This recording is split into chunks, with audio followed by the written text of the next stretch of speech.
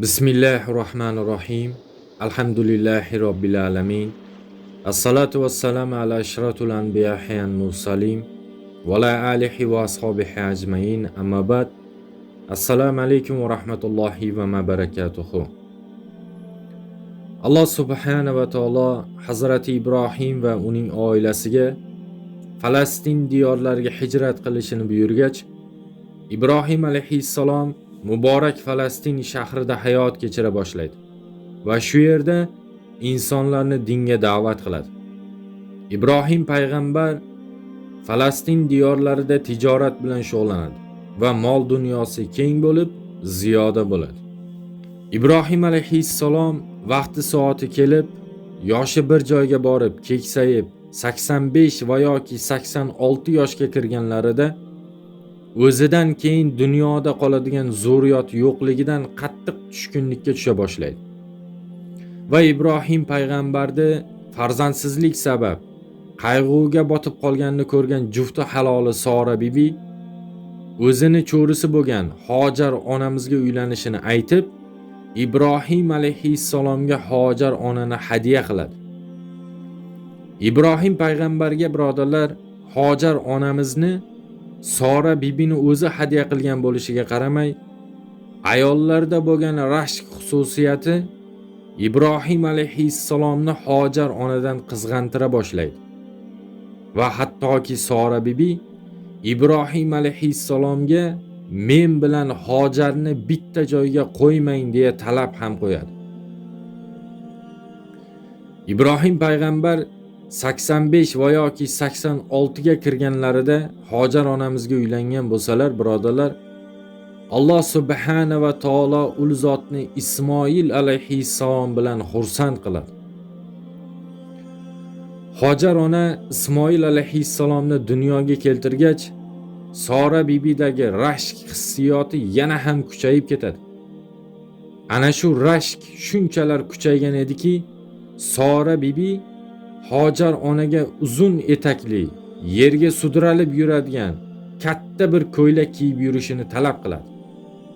Bunga sabab esa Hojar ona Ibrohim alayhissalomning oldiga kelar ekan, ana shu bosib kelayotgan qadam izlarini yerda sudralib yurgan ko'ylagi o'chirib tashasin. Shuni ham men ko'rmay der edi.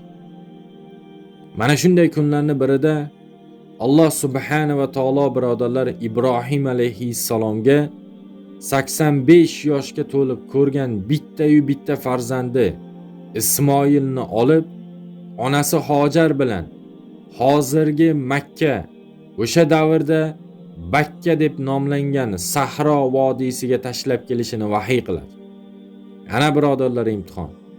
Bizlar yuribmiz, qilishimizga ham arzimaydigan bir balolarni o'ylab yuribmiz. Halilulloh bo'lgan Allohning do'sti bo'lgan Ibrohim alayhissalomni qarang. Hayotida qanaqangi og'ir kunlar sinov bo'lib kelyapti bu insonga.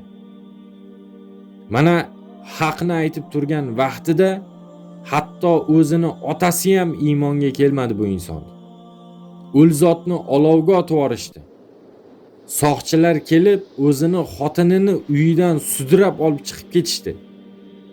Endi qarigan chog'ida uylanib bittagina farzand ko'rsa, bir tarafdan ayol rashki, ikkinchi tarafdan Allohning hukmi.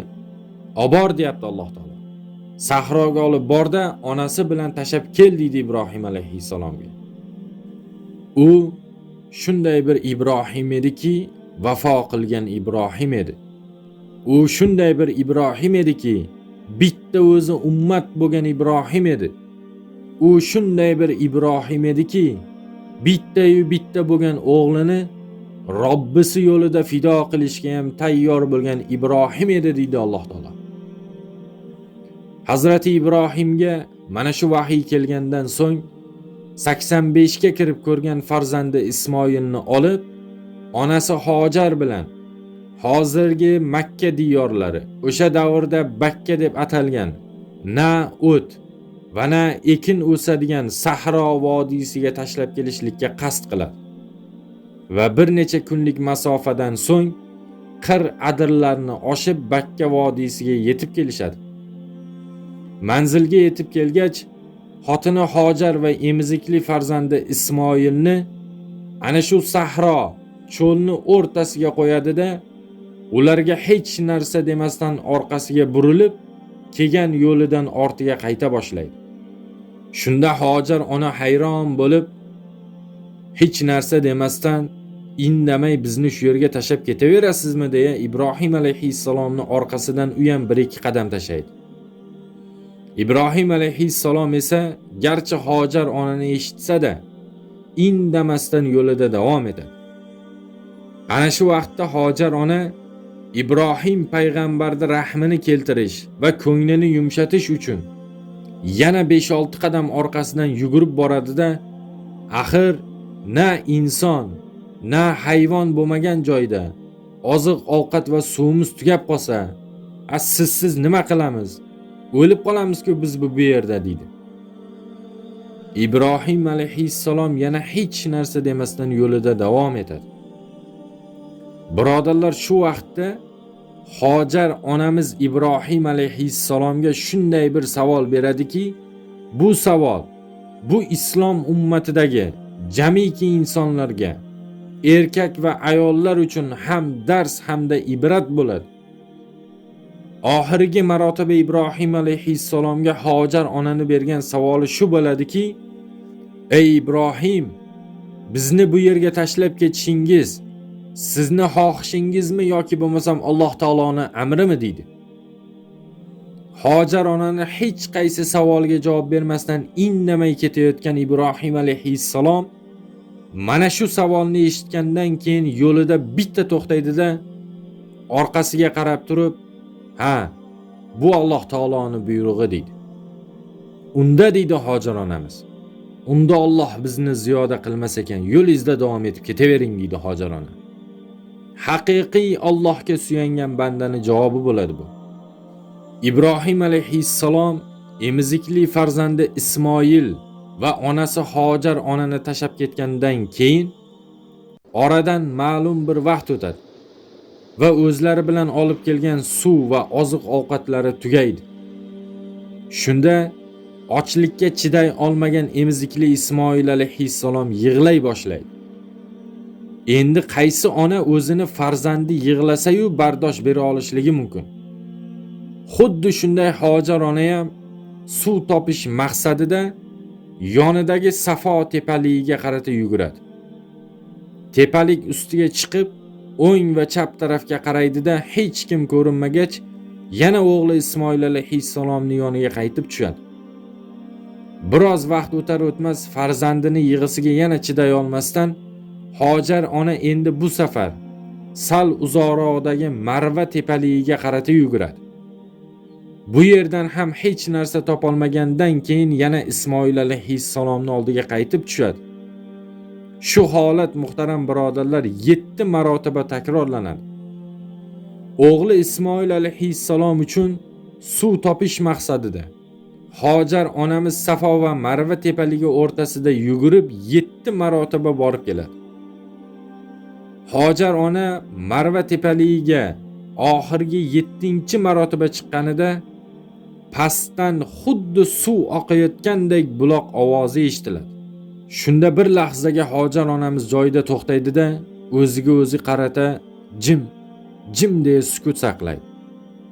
Yaxshilab eshitib qarasa suv ovozi.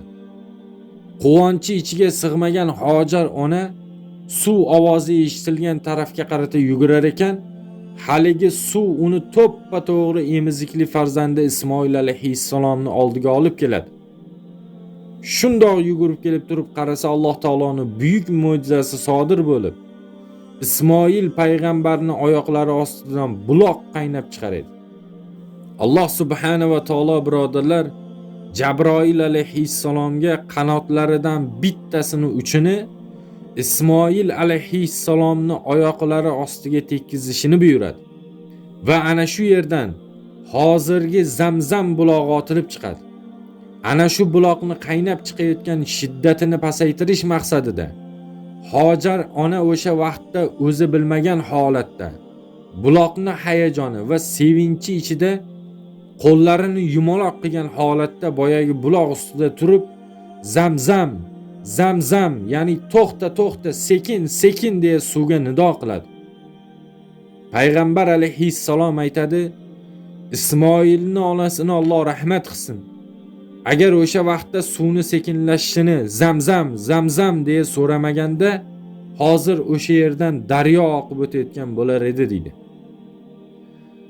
Hozirgi Makka, o'sha davrdagi Bakka deb atalmish vodiy savdo sotiq bilan shug'ullanadigan, karvonlar o'tib qaytadigan tijoriy bir yo'l bo'ladi. Ya'ni Yaman bilan Shom o'rtasidagi karvonlar o'tib qaytadigan bir yo'l bo'ladi. Arablarda asl davlati birodarlar Yaman bo'ladi. Arablar Yamandan chiqqan. Endi dunyoga tarqalib ketishi mana hozir o'rganamiz inshaalloh. Alloh taoloning qadari ilohiyasi bilan o'sha vaqtda Yamanda katta bir suv to'g'oni yorilib, juda ko'plab arab qabilalari suv topish maqsadi bilan Arab jazirasi bo'ylab tarqalib ketadi.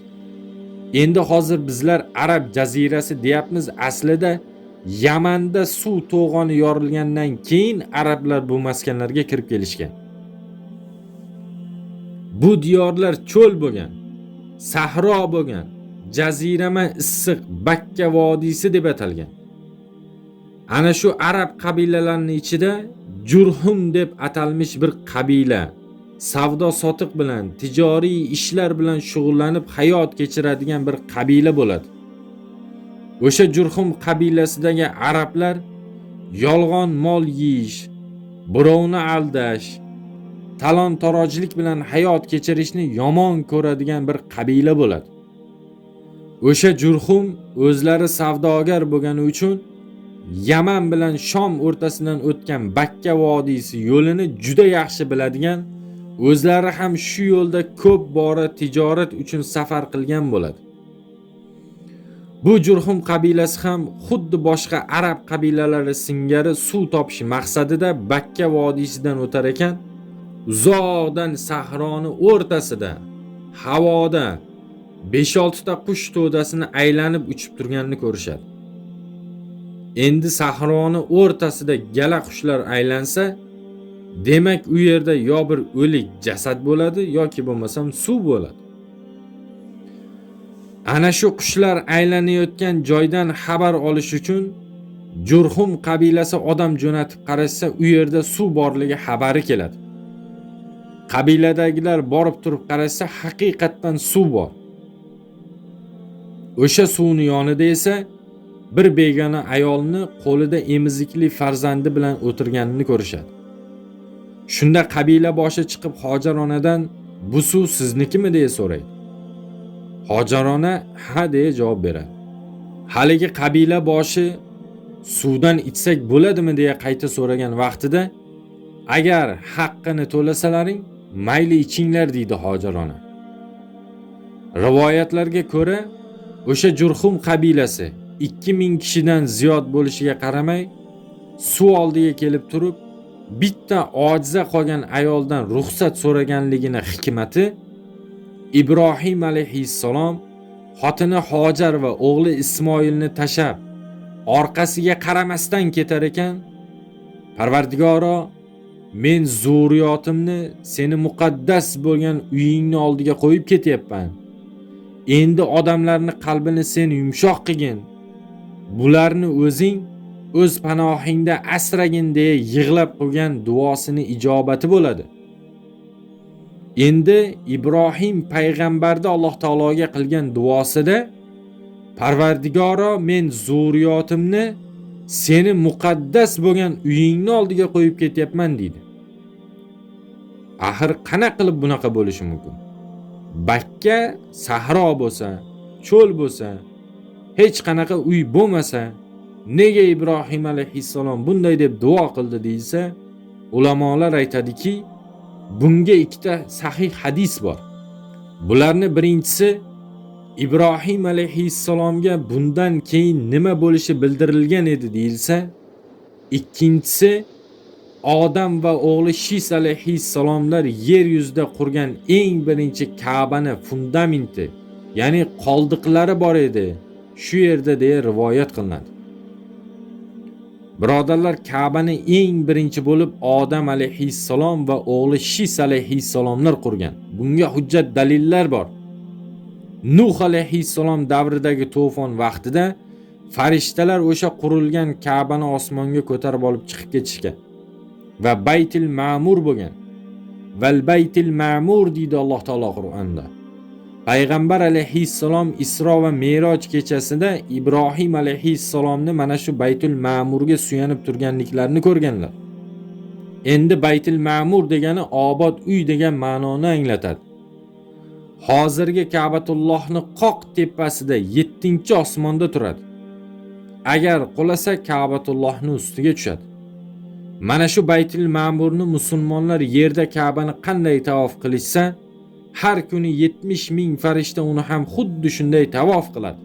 Va lekin hali bironta farishta ikkinchi marotaba tavof qilishlik sharofatiga muyassar bo'lmagan. To qiyomatgacha xuddi shunday davom etadi. Holbuki har kuni 70 ming farishta uni tavof qiladi. Parvardigoringizni qanchalik lashkari bor ekanligini uni o'zi biladi deydi Alloh taolo. Alloh subhanahu va taolo birodarlar muborak Qur'ondagi Oli Imron surasida insonlar ibodat qilishlari uchun qurilgan uylarning eng birinchisi muborak Bakka vodiysida olimlar uchun hidoyat bo'lgan joyda qurildi deya marhamat qiladi. Shunday qilib Yamandagi katta suv to'g'oni urib ketganligi sabab arablardagi Jurhum qabilasi Bakka vodiysidagi Alloh taoloni Ismoil alayhissalomni hurmati evaziga yerdan chiqarib qo'ygan Zamzam bulog'i yoniga kelib joylashadi. Va sekin astalik bilan shu sahro insonlar yashaydigan, hayot kechiradigan hozirgi Makka shahriga aylanib boradi. Aqulu qawli hada va astagfirulloh li va lakum. Assalomu alaykum va rahmatullohi taala va barakatuh.